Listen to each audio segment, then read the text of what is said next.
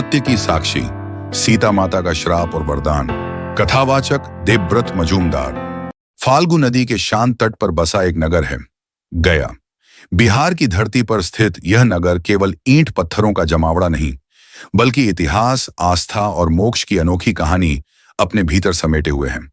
कहा जाता है कि यह स्थान न केवल हिंदू धर्म बल्कि बौद्ध और जैन धर्म तीनों के लिए एक पावन तीर्थ है। यहाँ हर पत्थर, हर घाट, हर मंदिर आस्था की गवाही देता है। विशेष रूप से गया की पहचान पितृ श्राद्ध और पिंडदान से जुड़ी हुई है।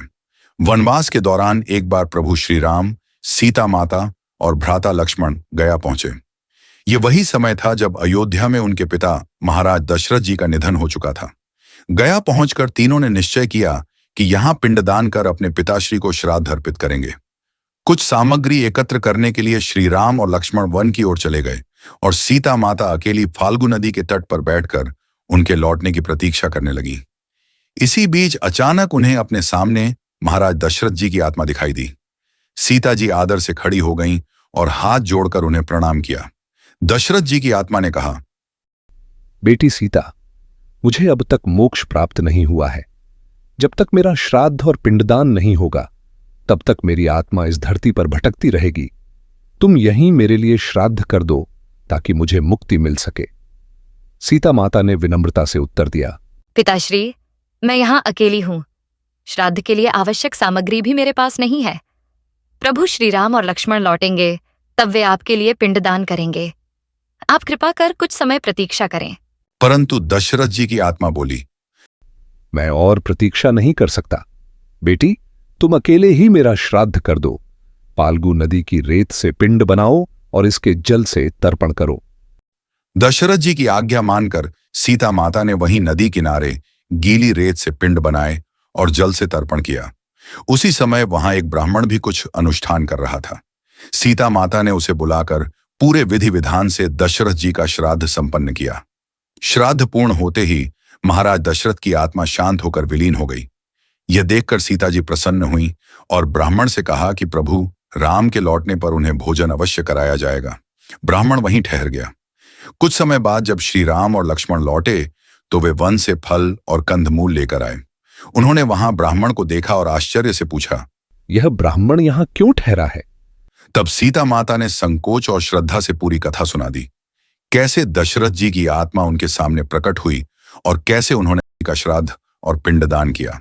श्री राम उनसे प्रश्न करने लगे, सीते, यह कैसे संभव है कि कोई केवल रेत और पानी से श्राद्ध कर दे? मुझे खेद है, तुम्हारी यह कथा कहीं मिथ्या तो नहीं है? सीता माता ने आदरपूर्वक उत्तर दिया, प्रभु, मैं कोई कहानी नहीं सुना रही हूँ। यह सब सच है, जो हुआ वही सच है। परंतु श्री राम मानने को तैयार नहीं थे। उन्होंने पूछा, सीते, क्या इस कथन का कोई साक्षी है जो सत्य बता सके कि तुम सच कह रही हो? सीता माता ने कहा, हाँ है। और उन्होंने फाल्गु नदी से कहा, तुम श्री राम को बताओ कि मैंने तुम्हारी गीली रेत से पिंड बनाए और तुम्हारे जल से तर्पण किया। तुम ही वह साक्षी हो। सच बताओ कि मैं सत्य कह रही हूँ।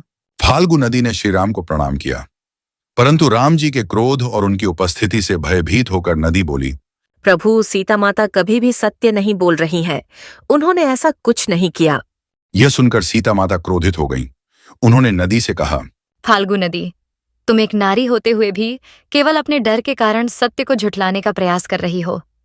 इसलिए मैं तुम्हें शाप देती हूँ। अब से तुम रेत के नीचे ही बहोगी। कोई तुम्हें नहीं देख पाएगा। तुम्हारा भय हमेशा रेत के नीचे दबा रहेगा।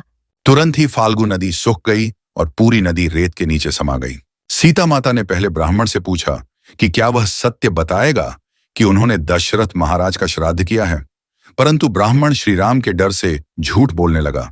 इस पर सीता माता क्रोधित हो गईं और बोली, ब्राह्मण देव, मैं आपको शाप देती हूँ। अब से आप कभी किसी वस्तु से संतुष्ट नहीं होंगे। आपका जीवन हमेशा अशांति और लोभ से ग्रसित रहेगा।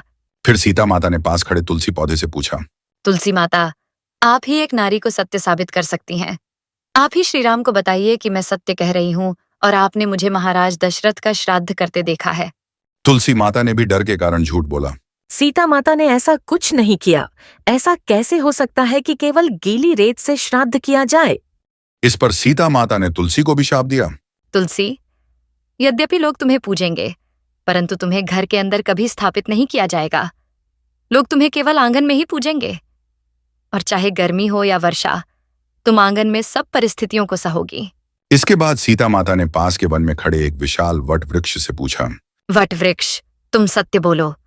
तुमने देखा कि मैंने कैसे फाल्गु नदी की गीली रेत से पिंड बनाए और राजा दशरथ का श्राद्ध किया? वट वृक्ष ने उत्तर दिया, प्रभु राम, मैं माता सीता द्वारा किए गए अनुष्ठान का साक्षी हूं।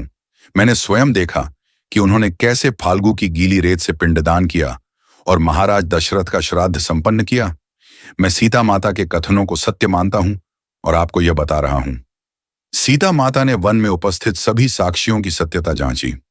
जैसा कि पहले हुआ था, फाल्गु नदी, ब्राह्मण और तुलसी पौधा ने डर और भय के कारण झूठ बोला। केवल अक्षयवट वृक्ष ही सत्य कह रहा था। सीता माता ने सभी झूठ बोलने वालों को शाप दिया और सत्य के पक्ष में खड़े वृक्ष को वरदान दिया। शाप फाल्गु नदी, तुम अब हमेशा रेत के नीचे बहोगी, कोई तुम्हें नहीं देख पाएगा। तुम्हारा भय हमेशा रेत में दबा रहेगा। तुरंत ही फाल्गु नदी रेत के नीचे समा गई।